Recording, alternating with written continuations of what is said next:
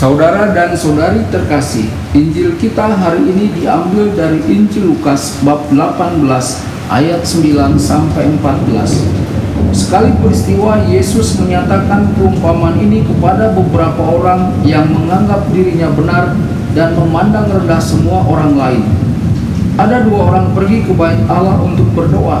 Yang seorang adalah Farisi dan yang lain pemungut cukai. Orang Farisi itu berdiri dan berdoa dalam hatinya begini, "Ya Allah, aku mengucap syukur kepadamu, karena aku tidak sama seperti semua orang lain, bukan perampok, bukan orang lalim, bukan pezina, dan bukan juga seperti pemungut cukai ini. Aku berpuasa 2 kali seminggu, aku memberikan 1/10 dari segala penghasilanku." Tetapi pemungut cukai itu berdiri jauh-jauh, bahkan ia tidak berani menengadah ke langit, melainkan ia memukul diri dan berkata, "Ya Allah, kasihanilah aku orang berdosa ini."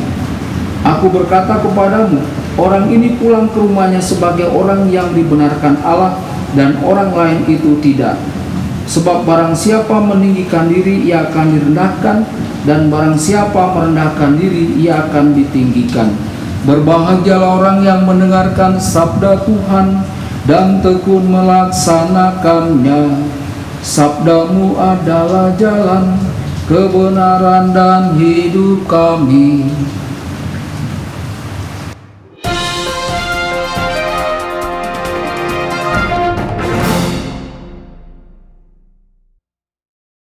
Saudara dan saudari terkasih dimanapun Anda berada, jumpa lagi dengan saya Romo Tedens dalam saluran Warta Kabar Sukacita.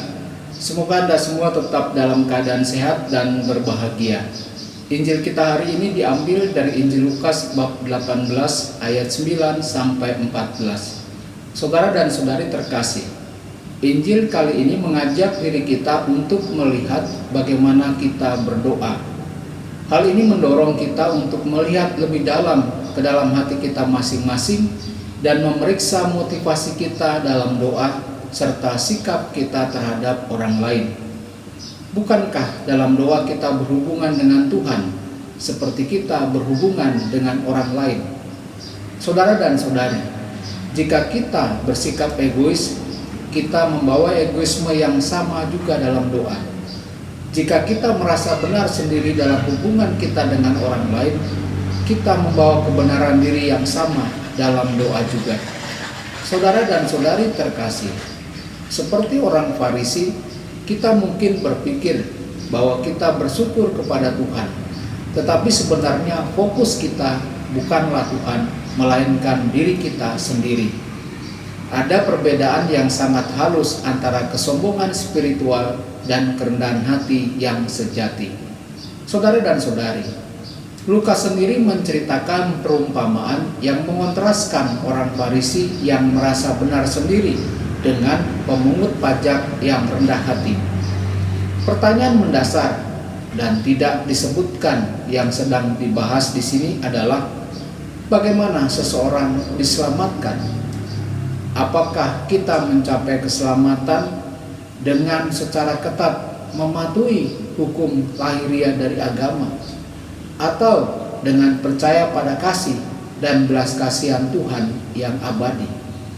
Saudara dan saudari yang dikasihi Tuhan, di sini orang Farisi berpusat pada hukum Taurat. Dia berpuasa 2 hari seminggu, Senin dan Kamis, bahkan tidak minum. Dia juga memberikan penghasilannya kepada Tuhan. Jika seseorang berpuasa 2 hari setiap minggu, itu berarti 29% dari waktunya berpuasa. Orang Farisi tidak melihat dirinya sebagai hamba Tuhan dalam kerendahan hati, tetapi karena dia melakukan tugasnya, Tuhan harus senang dan sangat mencintainya. Dalam arti tertentu, Tuhan menjadi hambanya karena dia membayar iurannya yang murah hati kepadanya untuk tujuan ini. 10% dari uangnya dan 29% dari waktunya. Sedangkan pemungut pajak di sisi lain mengetahui bahwa dirinya tidak dapat menyelamatkan dirinya sendiri dengan apapun yang mungkin ia lakukan. Dan dia memahami bahwa dia tidak bisa memerintahkan kasih Tuhan dengan apa yang ia lakukan. Mohon ampun, dia berdoa dalam ketidakberdayaan dan ketergantungan seperti seorang anak kecil. Saudara dan saudari yang dikasihi Tuhan, Tuhan sungguh mencintai pemungut pajak yang dapat dipercaya ini. Segala sesuatu yang paling kita butuhkan adalah hati yang rendah hati dan hati yang menyesal. Refleksi bagi kita melalui firman Allah pada hari ini. Bagaimanakah sikap kita terhadap Tuhan yang Maha Kuasa? Apa persyaratan untuk menyenangkan Tuhan? Pengorbanan atau kerendahan hati, apa yang membuat hidup bermakna? Apakah pembenaran diri membantu kita untuk tumbuh dan berkembang? Tuhan Yesus memberkati dan menyertai Anda semua. Sabda Allah adalah kebenaran.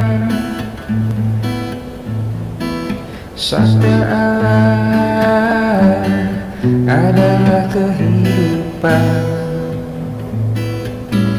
Mari kita mencintainya, mari kita menghayatinya.